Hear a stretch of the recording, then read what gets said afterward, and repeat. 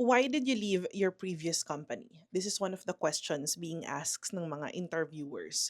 This is something, the reason why they are asking this or we are asking this is to see kung is it because may issue ka, meron kang kaso, or is it because you just feel like you want to work somewhere else, or natanggal ka ba? Or so we have to look at all of the things. Parang background check 'yan, 'di ba? Sobrang hirap sagutin yung mga questions na 'yan, yang question na 'yan. Sobrang hirap kasi first and foremost, ayaw nating magsinungaling. We don't want to lie.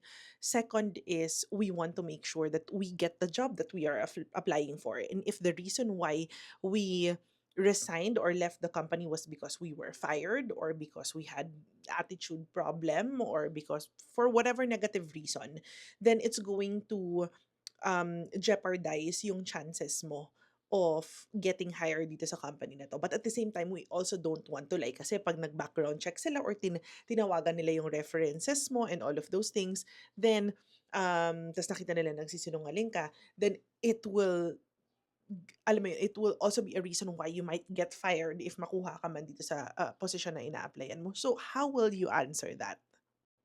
If it can be different scenarios, right? If you are fired because of your performance, then you can definitely say that I was fired or I was let go because of I wasn't able to hit yung KPIs. Sabihin mo lang, you just really have to be honest kung ano yung mga challenges mo when it comes to your KPIs. And then sabihin mo that this you have to always make sure na meron kang parang rebuttal na I've learned that this is what I'm going to do. Tapos sasabihin mo rin na this is why in between losing that job and applying to new positions, eto yung mga ginawa ko so that ay nag-upskill ako, yung mga ganyan. So you have to make sure na you did something about it. Now, if kaso naman, yun ang mahirap kasi kapag yung kaso, let's say, may inaway ka or um, integrity issue, let's say, may nakawanan nangyari or yun na yung medyo challenging. Actually, ako personally, hindi ko alam kung paano yun sasagutin.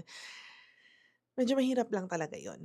I'm not gonna tell you to lie, pero let's see, siguro I'll come back to this question kasi hanggang 3 minutes lang tayo. But siguro gawin natin 'tong YouTube video. Imma convert this to a longer video. So, subscribe to my channel. Link is in the bio.